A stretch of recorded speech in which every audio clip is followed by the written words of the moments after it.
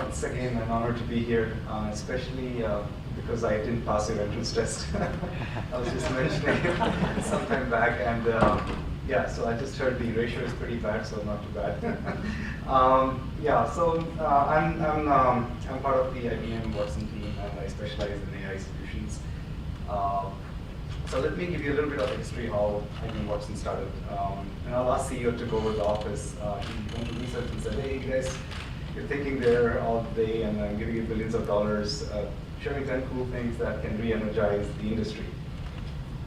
So Dave Ferrucci walked in one slide and said, "I can win you Jeopardy."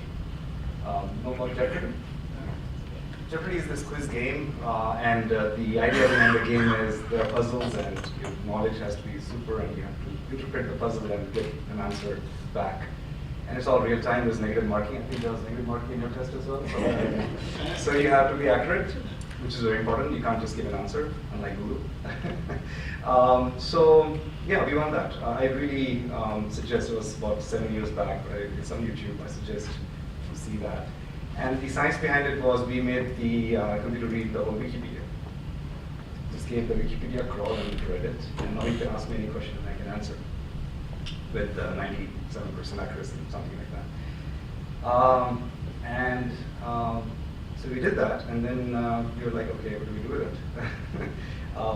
That happens quite a few times in IBM. We create things and then we realize, okay, why did we do that? Great product management, I call it. But anyways,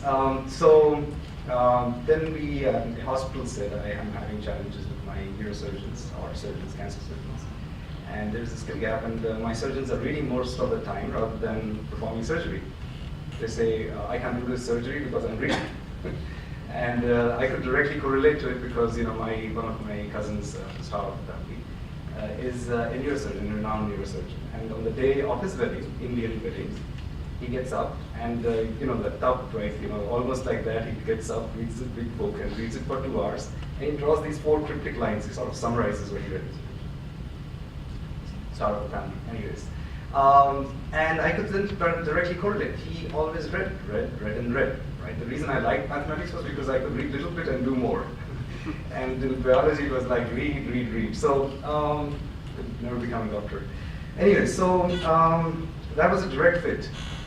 And then we just happened to open Pandora's box. I must say we led the industry in many ways. Today it's a big hype word. Yeah, it's got up wildfire. There are a lot of applications which have emerged. I was just discussing with Manpreet yesterday, and we just stumbled upon that trade finance has been our key area. And I remember I am a technologist at heart, and I was taken to this bank, like we literally taken, and there were these finance guys sitting there, and there's nothing in common. The idea was, how do you come up with how we can help them? And they brought this pile of documents, logical documents, not actual documents, that they had to go through for every case in terms of approving a finance. And to Mr. Raw's point, I think our approach to AI always has been augmented intelligence. So we always try to find pockets in a process which we can help. It's not about, there's an LC checker who I am reading from to take his job over. That is heartless. And I do not think we are at a stage in which we can really replicate human intuition. So it's more about augmenting their intelligence, finding bottlenecks, finding the way to scale humanity. Be it doctor, be it a LC checker, be it a trade finance specialist. And yes, so in trade finance case, I remember there's this IPSC 600 exceptions document, which was very hard for a machine to consume. For example, we trained him to read it so that he can find relevant exceptions that might be applicable in that case.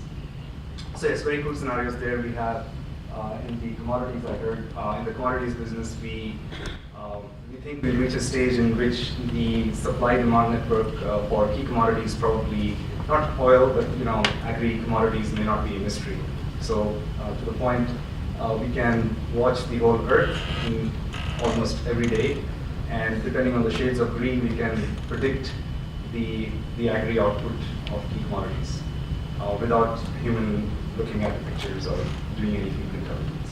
So the mystery behind supply going down and then we reacting, trying to lacks the import or export taxes would probably be a thing of past. And that will probably benefit humanity. No more surge prices in sugar and things like that. So yes,